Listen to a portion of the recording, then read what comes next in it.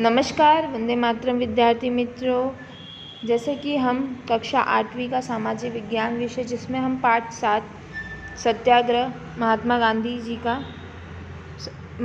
जी के मार्ग पर भाग 1 पढ़ रहे थे, जिसके अंतर्गत हमने सत्याग्रह के विषय में इससे पहले पढ़ा था। तो आज हम बारडोली सत्याग्रह के विषय में चर्चा करेंगे, जो कि 1928 में हुआ था।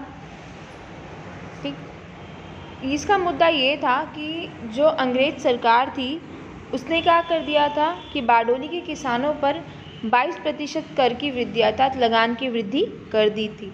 किसानों ने अपने प्रश्न को सरकार के सामने रखा, परंतु सरकार पर कोई प्रभाव नहीं पड़ा। जी हाँ, अगर जो किसान थे बारडोली के, उन पर क्या किया गया, जो अगर वो 10% लगान भर रहे थे उसमें उन्होंने क्या कहते हैं 22% की वृद्धि कर दी थी, जिसके कारण किसानों को क्या होगी, समस्या उठाना पड़ रहा था। उनको इतना वो लगान कैसे चुकाएंगे, वो तो किसान हैं, उनकी आय भी इतनी नहीं है। तो इसके लिए उन्होंने क्या किया कि सरकार के सामने अपनी समस्या प्रस्तुत की, लेकिन सरकार पर इसका कोई प्रभाव नहीं पड़ा। जब किसानों ने ये देख लिया कि सरकार पर इसका कोई प्रभाव नहीं पड़ रहा, तो अंत में किसानों ने सत्याग्रह करने का निश्चय किया। जी हाँ, उन्होंने ये विचार कर लिया कि अब हमें सत्याग्रह करना होगा, इसी के द्वारा हमारी जो समस्या उसका हल मिलेगा, क्योंकि सरकार हमारी तो कोई बात सुन ही नहीं रही है। तो ये जो सत्याग्रह था इसका नेतृत्व वल्लभ भाई पटेल अर्थात इस आंदोलन का नेतृत्व वल्लभ भाई पटेल ने किया था। आंदोलन शुरू हुआ, रविशंकर महाराज और जुगत राम दवे जैसे कार्यकर्ताओं की मदद प्राप्त हुई। जी हाँ, ये जो सत्याग्रह या ये जो आंदोलन है, इसमें ऐसे बहुत से कार्यकर्ता थे जिनकी सहायता से यह आंदोलन पूर्ण हुआ था। किसान लोग निर्भय होकर कानून भंग करने लगे। जी हाँ, किसान जो थे उन्हें किसी भी चीज़ का भय नहीं था, वो निर्भय अर्थात बिना किसी डर के हर एक कानून तोड़ने लग गए थे। वल्लभ भाई के जोशीले भाषण से किसानों में हिम्मत आई। जी हाँ, वल्लभ भाई पटेल जब भी कोई भाषण देते थे वो इस बात का ध्यान ज़रूर रखते थे, क्योंकि किसी भी वाक्य या किसी भी शब्द से किसी को कोई हानि ना हो या किसी की हिम्मत ना टूटे, उनका हौसला बढ़े, इस प्रकार का उनका भाषण होता था। तो वल्लभ भाई का जो भाषण था उससे किसानों में हिम्मत आई। अंत में अंग्रेज सरकार ने वल्लभ भाई को पुनः बुलाया। जी हाँ, जब अंग्रेज को पता ये आंदोलन या ये सत्याग्रह बढ़ता गया, तब अंग्रेज़ों ने क्या किया कि जो नेतृत्व कर रहे थे उनको बुलाया, कहाँ, पुणे, जो कि थे वल्लभ भाई पटेल। जी हाँ, वल्लभ भाई पटेल को पुनः बुलाया। किसान प्रतिनिधियों की उपस्थिति में ही न्यायपूर्ण कर वसूल करने का निश्चय किया गया। जी हाँ, अब उनको पुनः बुलाया गया। अब वहाँ पे जो किसान के प्रतिनिधि थे वो भी वहाँ पर उपस्थित थे, और उन्हीं के सामने अंग्रेज़ों ने ये कहा कि हम न्यायपूर्ण कर वसूलेंगे किसानों से, अर्थात जो सही कर है, जो कर लेना चाहिए, हम केवल वही कर किसानों से वसूलेंगे, उससे ज़्यादा 1 रुपये भी ज़्यादा नहीं वसूलेंगे या 1% भी ज़्यादा किसानों से हम नहीं वसूलेंगे। ऐसा किसने कहा? अंग्रेज सरकार ने कहा। ठीक, इसके बाद क्या हुआ कि ये जब न्यायपूर्ण कर वसूल का निश्चय हुआ, तो इससे क्या हुआ, इन लोगों ने जो सत्याग्रह किया था वह क्या हुआ, सफल हुआ। ये सत्याग्रह सफलतापूर्वक सफल हो गया। इसके बाद क्या हुआ, जो वल्लभ भाई हैं उनके नाम के आगे सरदार लग गया, अर्थात कि इस सत्याग्रह के बाद ही वल्लभ भाई जो है वो सरदार कहलाए, अर्थात कि उनके नाम के आगे सरदार वल्लभ भाई पटेल लग गया। ठीक, इस प्रकार बारडोली सत्याग्रह सफलतापूर्वक संपन्न हुआ और इसका परिणाम भी बहुत अच्छा है, जो कि किसानों के पक्ष में था। इसके बाद हम आगे चलते हैं। इसके बाद का मुद्दा है नेहरू रिपोर्ट। जी हाँ, जो कि 1928 में बनी थी नेहरू रिपोर्ट। भारत के सभी राजनीतिक पक्षों के प्रतिनिधियों की बनी एक सर्वपक्षीय परिषद फरवरी 1928 में दिल्ली में आयोजित हुई। ये ध्यान में रखना, सर्वपक्षीय परिषद फरवरी 1928 में दिल्ली में आयोजित हुई थी। उन्होंने भारत का संविधान बनाने के लिए मोतीलाल नेहरू की अध्यक्षता में एक समिति की रचना की। जी हाँ, हमारा भारत जो उसका एक संविधान है जिसके रचयिता हम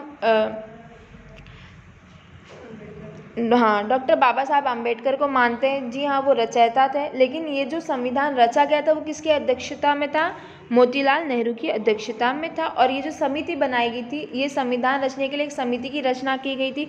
उसमें बहुत से विशेषज्ञ थे जिन्होंने संविधान बनाते समय भविष्य को भी ध्यान में रखा, वर्तमान और भूतकाल की स्थिति को भी ध्यान में रखकर संविधान की रचना की थी।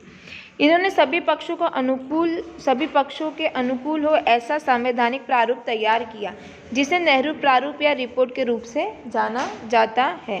परंतु मुस्लिम लीग की असम्मति के कारण सरकार ने उसे अस्वीकार कर दिया। जी हाँ, अगर कोई भी रिपोर्ट या कोई भी कानून बनता है तो उस पर हर किसी की सहमति होनी चाहिए, ऐसा नियम है। लेकिन अंग्रेज सरकार थी, पहली बात तो वो इस रिपोर्ट से सहमत नहीं थी, वो खुश नहीं थी। लेकिन उन्हें एक रीज़न क्या मिल गया कि मुस्लिम लीग जो है वो भी इससे सहमत नहीं है, तो इसलिए उन्होंने क्या किया, ये जो रिपोर्ट है इसको अस्वीकार कर दिया, अर्थात रद्द कर दिया। कौन सी रिपोर्ट को? नेहरू रिपोर्ट को। उसके बाद जो लोग थे, मतलब कि जो सरकार को एक समय दिया गया, 1 वर्ष का समय दिया गया कि 1 वर्ष के अंदर उन्हें क्या करना होगा कि इस रिपोर्ट को मान्य करना होगा, स्वीकार करना होगा।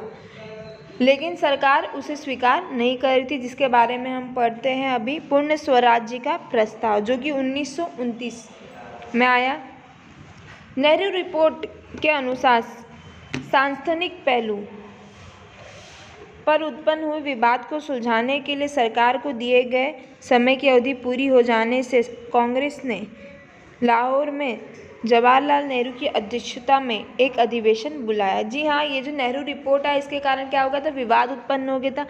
अब सरकार को, अंग्रेज सरकार को एक समय दिया गया था जो कि था 1 वर्ष का समय, जो कि समयावधि संपन्न अर्थात कि खत्म हो चुकी थी, पूरी हो चुकी थी।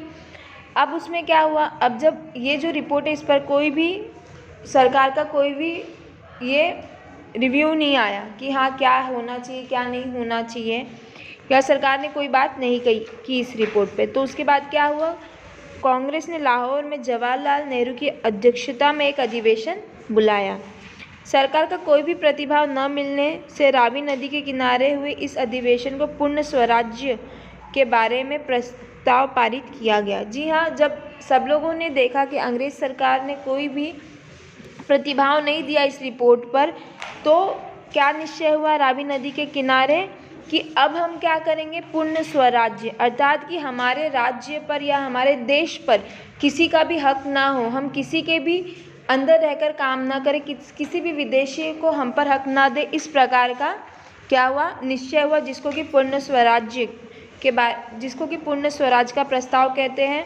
इसमें क्या हुआ, रावी नदी के किनारे जवाहरलाल नेहरू जी ने क्या किया कि झंडा गाड़ दिया। उन्होंने कहा कि 1930 तक ठीक हमारा देश आज़ाद होगा और 26 जनवरी 1930 को हम पूर्ण स्वराज्य की स्थापना करेंगे, ऐसी उन्होंने शपथ ली थी। उसके बाद 26 जनवरी 1930 के दिन इस संदर्भ में कांग्रेस ने पूर्ण स्वराज्य की शपथ ली, अर्थात कि हम किसी के भी नीचे कार्य नहीं करेंगे, हमारा राज्य सब हर एक कोई भी विदेशी हम पर हक नहीं जता सकता।